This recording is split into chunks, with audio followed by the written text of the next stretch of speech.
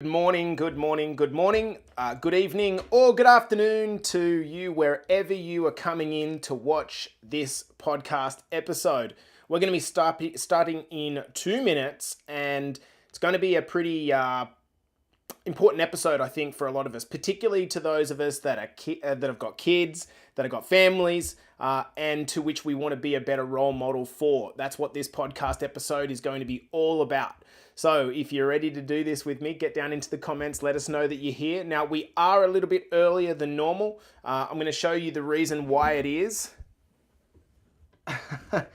This is what it looks like right now, and it's belting down, and hence I've got to do a bunch of stuff to get this place sorted and protected before the dump comes. So guys, we're starting this one in 2 minutes. If you're coming into this one live, let us know that you're here and we're going to be ready to rip in. I'm pumped. So if you've got kids, this is going to be for you, this podcast episode. It's in response to a few questions that I've got from our crew through the success team and our clients. So hoping that this is going to be really, really helpful for you guys. So if you have any questions, feel free to rip them into the comments, or if you've got comments on perhaps the way that I'm going about this, then for sure let us know. I want to be able to help. I want to be able to serve. So we have a new podcast time. So we're a little bit earlier, but podcasts will now be on Wednesday UK and Thursday Australian. So it's Wednesday US, Canada and UK, Thursday Australian. Guys, we're starting this one in 1 minute. So we are a little bit earlier than normal, and so obviously a slightly smaller crowd for the moment, but they'll come in and we are ready to go. So hey guys, how you doing? Hey Jace. What's happening, guys? Good morning, Jace. Yeah, from a snowy Canada. I hope things are good in Australia as well, guys. G'day, mate. What's going on, boys and girls? All right, I think we are ready to rock and roll. What say you? Now, if you do watch this episode on replay, please make sure that you hashtag replay in the comments, and we know you're coming in to get the juice, get the value. So let me get a drink and we are ready. All right, let's go for it. On the count of 5, 4, 3, 2, and 1. Welcome back to the Better Body Academy podcast. This is the podcast that you come to when you are sick of the dumb diets, unsustainable workout programs. Now, in today's episode, it's titled pretty provocatively. It is how to change your kids' lives by first changing yourself. I'm doing this episode because I think many parents are a little bit lost in this, particularly when they're feeling a bit crappy about their own health. If you're a mum, dad, teacher, uncle, this episode's for you. It's going to help. If you want to influence kids in any way, this episode is going to help. We've been talking a lot about our why in Better Body Academy recently. And for a lot of us, kids are central to that. Speaking about me personally, my deepest why, if you ask me, like, what's your purpose of being alive, Jace? I've gone through this a little bit recently. It is to have the best possible life experience that I can have while I am here and get to the end and look back with plenty of fulfillment and zero regret. Now, for me, in order to make that happen, I know that two things have to be true. Number one, that I love myself, that I continue to work on myself, and that I feel like I'm making a meaningful contribution to the world. This is so important. The second thing is that I must be a father and a partner that leads with integrity, love, and energy. If you have started looking into your why, your purpose. Now, we've been doing this deep inside our mastermind program, but I know that a lot of you have been sort of fumbling with this a little bit, toying with it a little bit. I'm going to guess that yours isn't too dissimilar to mine. Now that I've padded it out, you want to have a life full of fulfillment, right? No regrets. And you realize that showing up as the best version of yourself requires you to grow yourself and lead as a parent. Now, we could have this conversation that we're about to have from many different angles. In this episode, I want to discuss the link between having a fulfilled life where you're a great parent, or influence on a kid, like an auntie, an uncle, a grandma, whatever it is for you, and your health. I've been in this industry for maybe 15 years now, and I can tell you that, even though I'm super optimistic, I still get really fucking worn down talking about the same things over and over again, but seeing minimal change on a global scale. And for me, the most frustrating of these is the obesity epidemic, as they call it. So many people are suffering from this. You're probably giving me a silent head nod. Do you know that now about 70% of adults in most Western countries are overweight or obese? 70%. That's more than 2/3. Do you know that 32% of children over the age of 2 are now overweight or obese? That's mind-blowing when you think of it. Trillions of dollars are being spent by people and governments trying to solve a problem. All the while, the big pharmaceutical companies are continuing to make trillions back selling medications for people that got sick in the first place. Diabetes, heart attack, cancers, dementia, sleep apnea. These all stem in part from being overweight. But what I'd also love you to consider is the regular day-to-day negative implications of being overweight that it has on yours and your kids' lives. When you can't play soccer because you're too tired from being overweight. When you don't socialize because your confidence is shit from being overweight. When you look in the mirror and don't like yourself because you're overweight. What is the true cost of this problem? It goes far greater than the costs of treating it. You know what's crazy to me? Is what seems like just a simple calorie imbalance issue. It's so much deeper. How is it that we just can't get this right? Not even just as a human race, but even inside our own home, with our own family. Obesity and its related conditions that go with obesity, they get passed from generation to generation to generation, kind of like a relay baton that no one wants to accept but has to, because they get passed down and passed down and passed down. And we seem to be really, like, everyone talks about the obesity epidemic, but no one knows how to solve it. We seem to be really lost. And here's what happens. Once overweight and obesity develop in the early years, it's likely to persist into adulthood. And then that means the complications are being passed on. And so for me, it's a weird thing that people say, cancer runs in my family or diabetes runs in my family. But they haven't connected that the cause of those things is only partly genetic. The cause of those conditions like obesity and cancer and heart attack and stroke, it's only partly genetic. The biggest impactor is your lifestyle. Let me explain something that's complicated as simply as I can. There is a new science called epigenetics. And what it is a word that basically means, epi means above, genetics, the genes, above the genes. For a long time, we thought that if a person had a genetic condition, that basically meant that they were going to die of that condition, right? But then there were exceptions to that rule. So there were people that had breast cancer gene, for example, but weren't dying of breast cancer, whereas other ones were. Like, why is that actually happening? There must be something happening in the expression of the gene. So what we know is that genes are unchangeable. What DNA that you've got, you can't change that. You got it from half from your mum, half from your dad. But your lifestyle behaviors are changeable.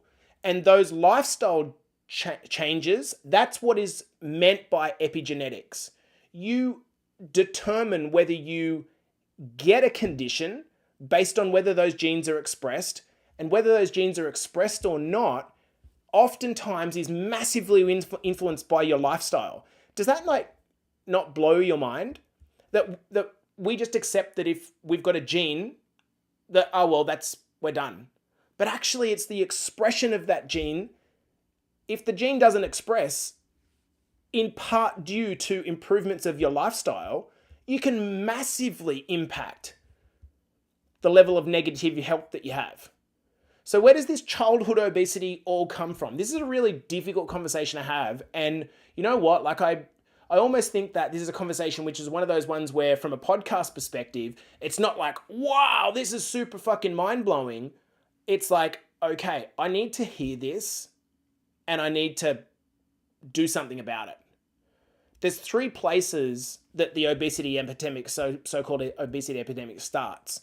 The earliest risk of childhood obesity is mum being overweight prior to conception. The numbers say that half of pregnant women are overweight or obese going into pregnancy. The science also says that overweight or obese mums are more likely to give birth to large birth weight infants who turn into overweight children, who turn into overweight adults. That's the science.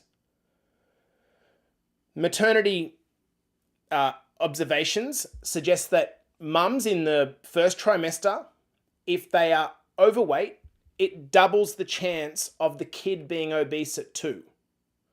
And fathers are not without responsibility as well.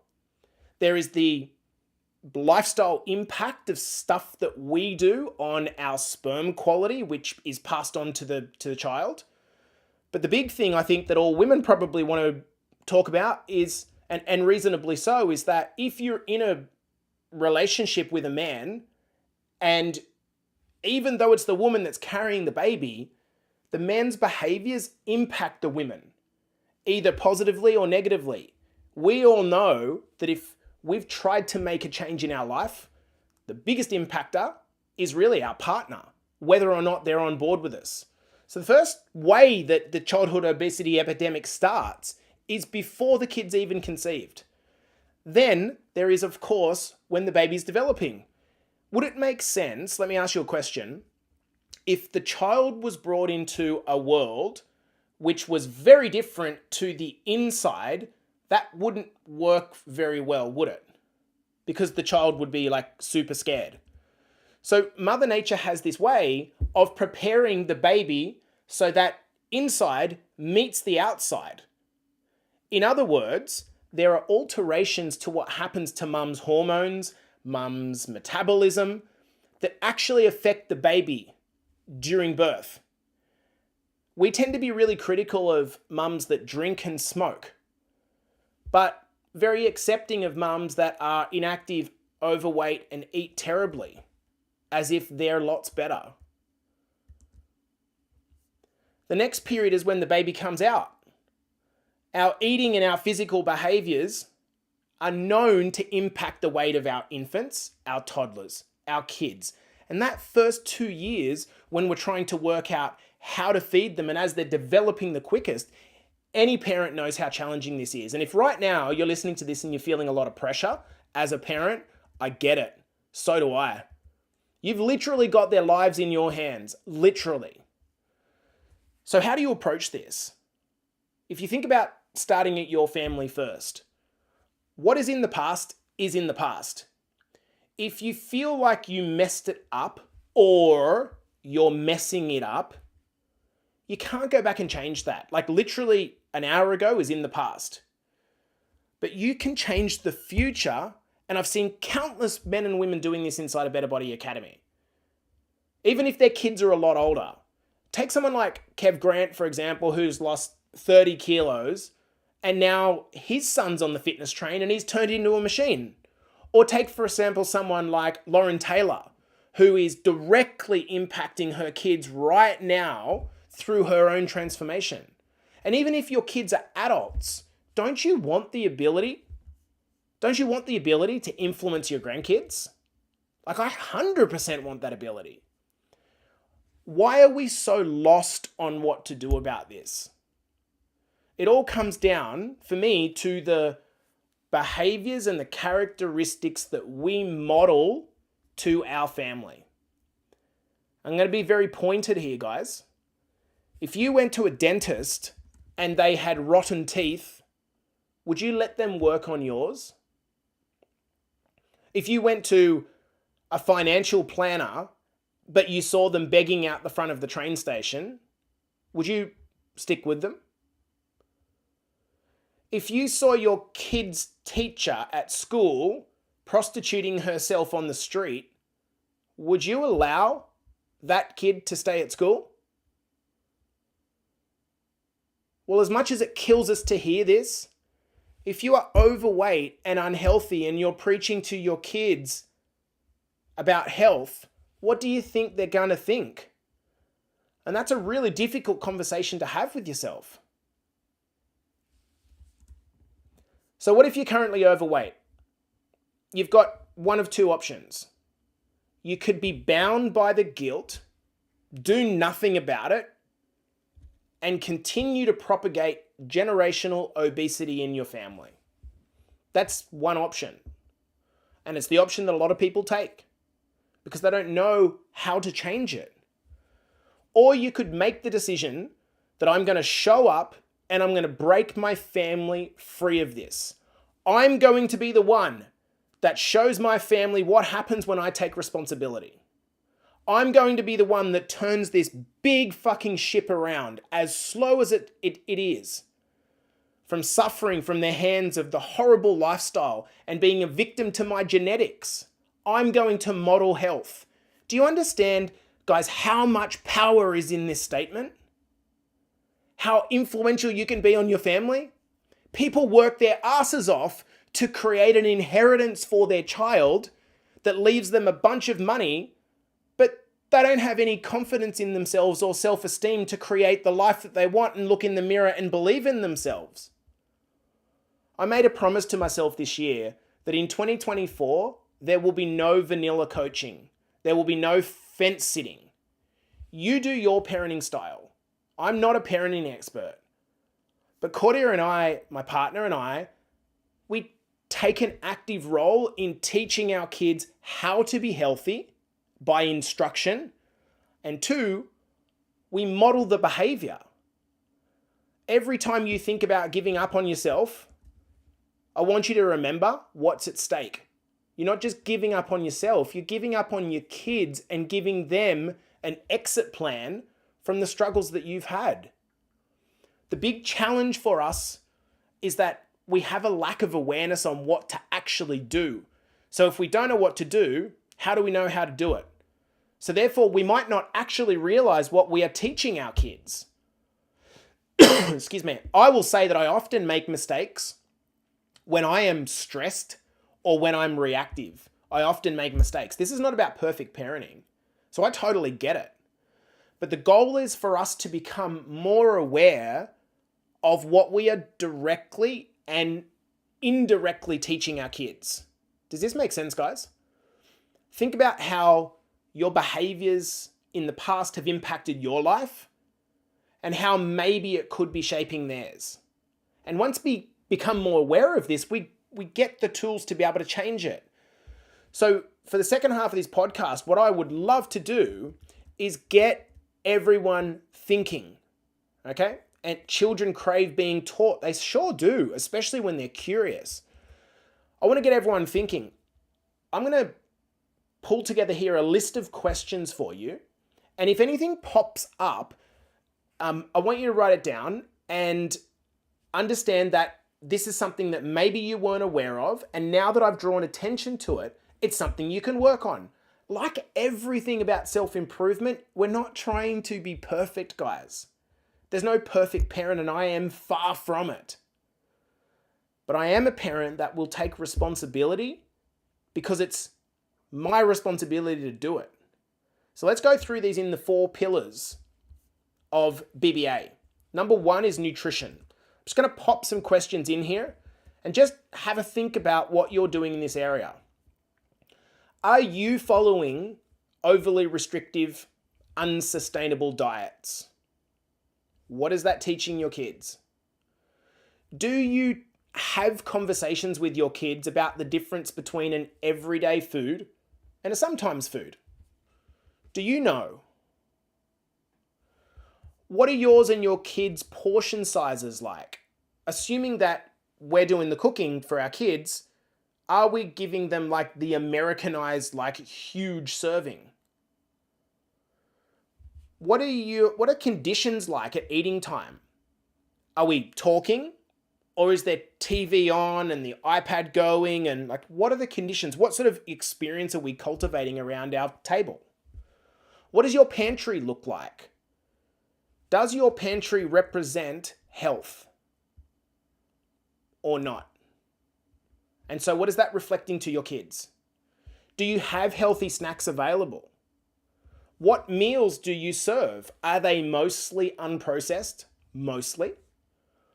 What drinks do you do at dinner time? What about other times? What drinks do you give them to take to school? That's a big one, I think. Is there a consistent mealtime structure? Like, for example, is dinner on the table at 6 or 6:30 most nights? The reason I ask that is because it's really hard for a kid to regulate their appetite and know when they can snack and how much to snack if meal times are at different times. One day they're going to be too full, the next day they're going to be ravenous by the time it's dinner. So do you have a structure? When you send your kids to school, what's in the lunchbox? Do you use and teach food as a reward for yourself and your kids? I think this is one that is done with love and wanting to condition them, but there's also a double-edged sword to that if we do that too much. You can have the ice cream if you eat your veggies. How often does your family do takeout? Are you saying, one of the frustrating ones for me as a coach is when mum or dad says, the rest of the family had takeout and I ate salad. Like, not only is healthy eating not resigned to salad, but at the same account, I think it'd be way more victorious if you were like, we had healthy takeout, or we ate healthy 90% of the week and then we had some takeout. Not they do this, like creating separation. Does that make sense? What about, are you an emotional eater? Are you teaching your kids that emotions are handled with food? Is food your only pacifier? Are you helping them with emotional regulation, or are you just giving them food? This is a big one. Are you teaching your kids basic food preparation? Do they get involved in that? Can you cook? I don't mean be a Michelin star chef or even someone who could compete on MasterChef. I'm talking about, can you make a stir fry?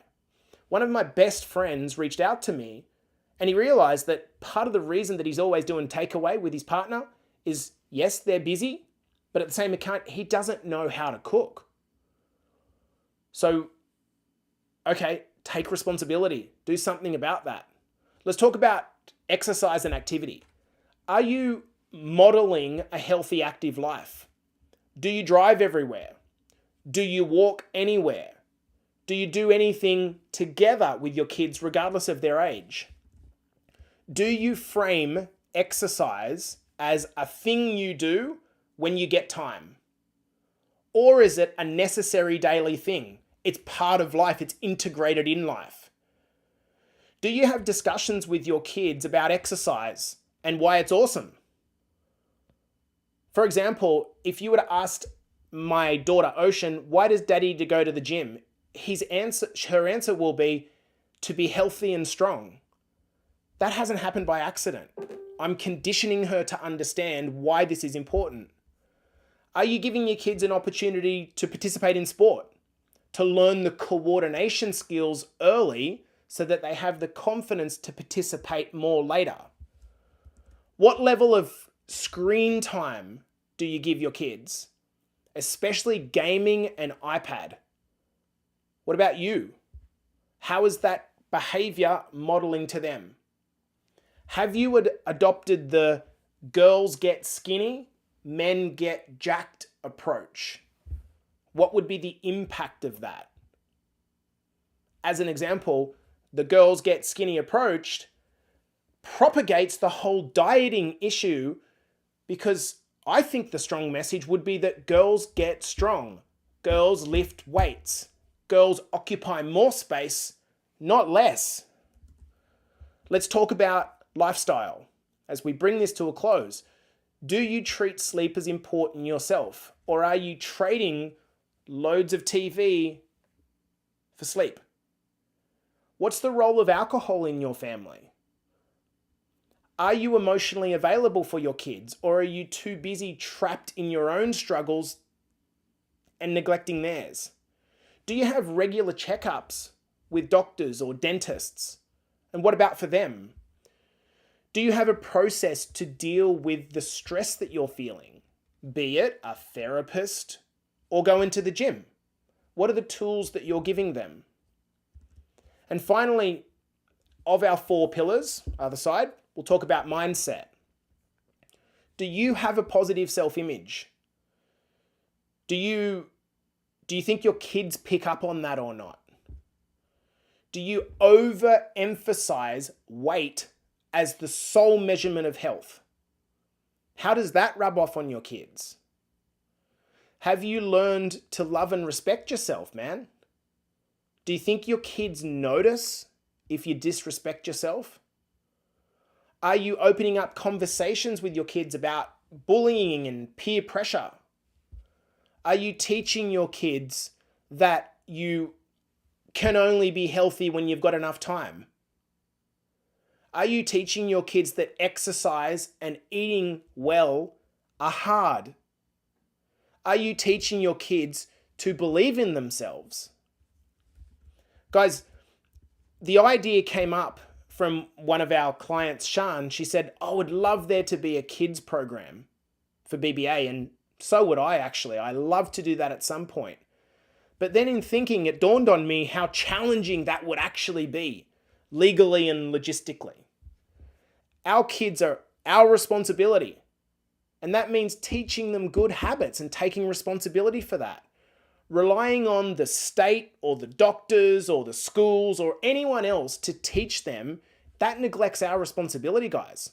We're talking about a world where 70% are overweight. I think this is a huge problem. It's also incredibly hard, and I understand this massively, when our kids are subjected to influences outside of the family home, from friends, from school. That's exactly why the family home must be a base for massive positive influence on health, hopefully overpowering any negative influence that they get from outside the family home. We are the biggest influence on our kids' lives, both before, during life. And it's only when we take responsibility for modeling and teaching that we are going to start making a dent in this obesity crisis from a home level, one by one, and it starts with you. And so if you're in Better Body Academy, it's not just, you're not doing this program just to lose weight for you. You're doing it because not only do you want to model it to your kids, to your grandkids, to your nieces and nephews, you want to be able to teach it as well.